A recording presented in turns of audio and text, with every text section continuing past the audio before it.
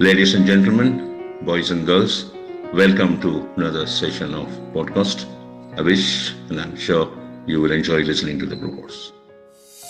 So, in our last episode, we spoke about the anatomy of the eyes and the health of the eyes, how to keep the eyes healthy. One question, sir, that still lingers on the eyes before we step into something deeper about the eyes is a lot of people do not really know what it means for an eye transplant to donate the eyes and what exactly gets donated. So if you can throw some light on what is eye transplant. Yeah, people donate their eye when they are alive, and then when they depart, within stipulated few hours time, the eyeball will be removed from the donated person, dead body, and then it is taken for eye transplant.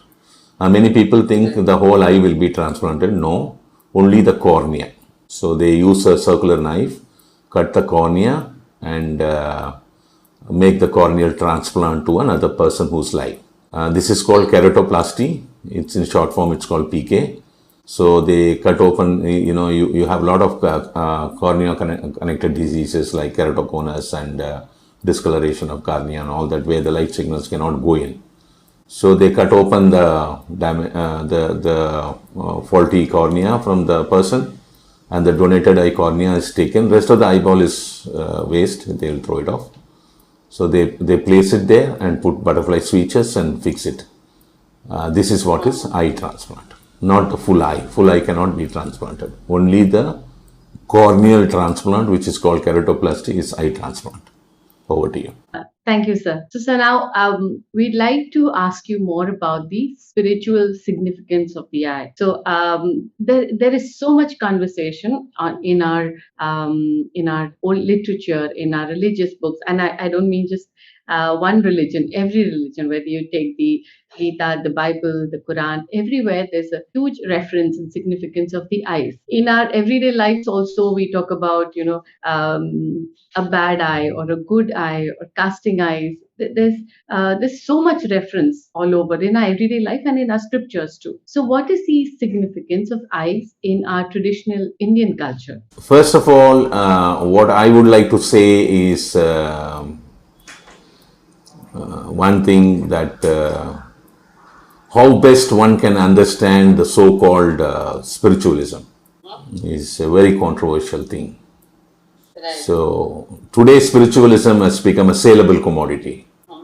You pay money to go for discourse with some eminent personalities who even make the meditation saleable commodity. Okay? Meditation can never be a saleable commodity. The first thing. If it is going to be a saleable commodity, then there is no meditation there. The person who wants to make meditation a saleable commodity, that means he doesn't know what meditation is all about. This is mainly what one has to understand. The second thing, eye is one thing which is the king of the sensory organs, which has many hidden secrets behind it. Like, as a live human individual who's alive, he has a biocosmic energy around him that can be photographed now, many years now. There are special cameras which can photograph your aura. By taking that photograph and watching it, you can see the aura. Like how Earth has got an atmosphere for many kilometers from the Earth, which blocks the atmosphere of the planet Earth, blocks the radiation, atomic radiation coming from the sun into us. It allows only the light signals with protons and neutrinos and whatnot. The real gamma rays and other things, injurious ones, are filtered beyond the ionosphere. Right. Yeah. So the aura of your body filters many things from the nature. It comes under the wave theory. So you have to understand that each and every individual human cells manufacture components required to themselves on their own base, not based on the food and nutrition at all, based on the cosmic wave as a raw material. This is what has been very clearly understood by the ancient science. Now we come to the eye. Eye is an organ which can emit a lot of waves. Like for example, we have discussed this in emotions, like you can look at a person's eye and make out whether he is quiet, calm, happy, angry, whatever, depressed, the person who's in anxiety, sorrow, grief, whatever. So the freshness of a person will be reflected in the eye. Okay. So as long as you are awake, from the morning till the time you get up and the time you go to sleep in the night, eye is constantly functioning. So every 1/100th of a second, the human body and the brain and the visual system by itself has to spend a lot of energy to keep your apparatus on. Your apparatus is the eye connected vision, the retinal work, the conversion of light signals to electrical pulse, and the travel of these electrical pulse through the optic nerves into the visual center in the cortex. It's going on. There is no time there. Eye is one organ in the body. Do not take any time. Do you know that? Have you ever heard about it? No, I didn't. Yeah. Like when you open your eye, it does not take a few seconds to process your image. That means only after a few seconds you can see. Yeah, right. It's instant. Like when at the time when you put on the switch, the light burns, right? It doesn't take few seconds. Same thing is happening there. So enormous energy is spent with respect to each and every sensory organ in the body. Eye is the highest. The next highest energy spent is speaking, talking. The more and more you talk, the more and more you are trained. Right, yeah. Yeah. So the more and more you see, the more and more you spend energy there. So the energy has to be created inside. This is what is quantum biology. How the energy created in many forms, and then practically how the chemical communication goes on inside by these energy helping the chemical communication to go on.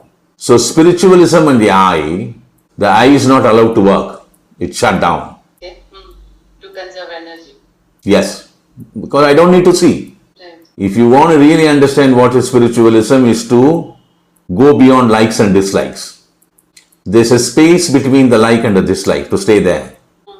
So when there is no like and dislike, you don't need to see anything. Right. You don't need to speak. You don't want to hear anything. You don't want to see anything. What do you want to see? Right. That's why the people who are in deep tapas, the eye is shut down. Eye has got no role to play. Eyes got no role. The senses inside. Yeah. Okay. So there is no need of any energy creation inside, because there is no function there. No. See, unless you want to put on all the electrification gadgets at home, you need electricity to support all of them. When you don't have any electrical apparatus, including light, fans, and anything inside the house, you don't need electricity. What do you want to do with the electricity? There's nothing there. You don't have a switch to put on a fan or put on a. There's no light there. There's no fan. There's nothing there. There's no wiring there. There's no switchboard there. Then why do you need electricity? You don't need. Right. The same thing what happens when you are really in the spiritual world. You are going to stay within yourself by going deeper inside to realize your soul. Once you realize your soul, then all the other external activities are not required. When you are away from the likes and dislikes, then there is no need for a visual system to work. So it's shut down. It's all over. If you want to really understand the deep sense of it. Like you are as good as a plant kingdom. What is a plant kingdom? A seed comes and germinates in a soil, and it sprouts and come out of earth and grows into a big tree and stationary there forever for hundreds and hundreds of years. Right. Keep on doing their metabolism. They don't move. You know. Yeah. So it's something like that. You are stationary in a place where all your sensory organs are shut down. So there is no role of eye there. The external eye of one pair of eye is called the unakan, the bodily organ. Right. There is a spiritual eye inside, that is jnanakan. Once you open that, You don't need this eye Okay. because the outer and the inner are the same. The inner and the outer are the same. So you will see everything without opening up your eye. Without opening your eye. Yeah. Over to you. That's interesting, sir. And I've never thought of eyes in terms of energy dissipating an organ. Always thought of it as energy gaining. It's quite different. So now even in psychology, the eyes have a huge significance. As you say, you can see a person's emotions through their eyes, and so why, or rather, not why, but how is it that you can looking at the eye? Why is the eye so significant in expressing emotion rather than any other organ of the body? It's not that your behavior counts, If you're going to speak in incoherent manner, then I find you very weird, right? Okay. Forget the eye now. If suppose you become manic and you start damaging everything, I'm not going to look at your eye, I'm going to look at your action. Right. If I'm going to abuse you for nothing, I'm going to look at your behavior, not your eye. If you're not going to speak at all, if I come to you and I'm going to keep on talking to you, you're not going to answer anything, you're not going to speak back to me, I'm not going to look into your eye. I'm going to look at your response. Understood? Okay. Yeah. But whereas when it comes to the question of psychology, there's something called physiological psychology. They study the visual system, the normal vision 6 by 6. What is 6 by 6?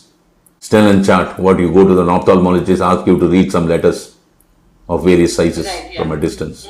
Yeah. That one. Then they check the field of vision 180 degrees. All this has come from physiological psychology more than ophthalmology. Okay. Then they talk about depth perception. You know what is depth perception? The cricket commentators use those words today. Depth perception.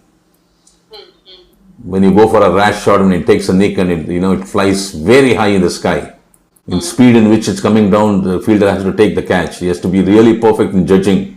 Judging where it will fall. Yeah. How fast it is coming, where exactly it's landing. All those hand-leg coordination, eye-leg coordination. The eye-leg coordination comes in football. The high-hand coordination comes in tennis. Most of the games. Yeah. Depth perception, for which you have test apparatus in practicals in psychology. It's a very beautiful practical. I don't have time to explain that to you now. So all those kind of things. These are all respected to your night vision. Human beings had very good night vision before the electricity could come. They are as good as cat eye or a tiger eye in the nights. Okay. That's because they used to get up 3:34 in the morning, all of them. As the dawn rises, they are getting up in the dark. As the sun rises, the retina get used to the rising of the intensity of the light. Sun doesn't come bright immediately. Right. And then when the sun diminishes, they slowly get used to the diminishing light to dark. And they never had any artificial powerful lights which can make the night into day today. Your buildings, your houses, your auditoriums, your sports arenas, indoor, all those kind of things. Your hotels, everything as good as day in the night today because of so many lights. So your eyes become weak now. Your rod cells have become weak now. Before that, when they had no electricity and no lights, they were having very powerful night vision, and that's gone in the last 200-300 years. This is what you need to know. Okay, over to you. So, okay, I'll take it to the deities. A lot of deities or saints, we have their eyes displayed. People have their eyes displayed, and they pray to those eyes. So, why is it that only the eyes of the deity is so important? See, eye is basically, an apparatus or a human organ which is very basically involved in communication. You have to understand this basic first. Right. The eye contact is basically the communication. You look into an eye of a person and speak. You look into the eye of the person, right? When I don't look into your eye and speak, It's odd. You may not find it comfortable. It's when you bless a person. I've heard that you have to look into the eyes of the person, or at least you should have seen the eyes of the person to bless a person. Blessing. Yeah, I understand. See, it is the energy field. Okay. Again, I don't need to look at your eye to bless you. If I am very powerful with my energy field, if you come into my energy field itself is more than enough, even if my eye is closed. Okay? Even if my eye is closed, if you come into my energy field, if suppose my energy field is around 10 feet around me, radius, you come into that arena itself is enough. This is one. Your question is, a person who's looking into your eye and blessing. Right? Out of all the organ, the eye is the one which reflects the power of your soul, not the other organs, not your nose, not your ears, not your skin, not your speech. The only organ which reflects the power of the soul is your eye. What is the significance of the eyes in our ancient Tamil science? See, Tamil science, the Tamil word for eye is nayanam. Nayanam. The Sanskrit word for eye is netram. Okay? In Sanskrit, if you say the netra roham, the eye diseases. In Tamil, it is Nayana Vidhi. In the ancient Tamil, they have identified 96 eye diseases. Nayana Vidhi, 96. Where they have covered everything. And many hundreds and hundreds of years back, they had medicine for everything, including vitreoretinal diseases. Today, we don't have. There are no eminent scholars to make those medicines. Unfortunately. Yes. Otherwise, all those vitreoretinal diseases which we explained in the last talk of ours can be beautifully managed. Literatures are there. People do not know how to decode them. And most of the eye medicines are the kajals. Right, yeah. Yeah. From that only the kajal came for aesthetic appearance of the eye. Okay. And these medicines are made and they are in some kind of a tablet form where you take mother's milk. And then you, dissolve this little bit of this tablet powder into that and then put that as a kajal. Okay. You know why mother's milk? No, sir. There is a component called alpha cyclodextrin and gamma cyclodextrin. They are cluster of glucose. 6 glucose ring forms an alpha cyclodextrin and 8 glucose ring called gamma cyclodextrin. They are the powerful tool to penetrate the molecules of your medicines into your retinal part of the eye. They were so brilliant. That's been studied in the modern science only 10 years back. After 2010. Okay? Right. So, the pathology part of ophthalmology in the ancient Tamil science was very clear. They have defined 96 eye diseases. Beyond that, there is nothing there. And they had salvation for everything. Today we have lost that science.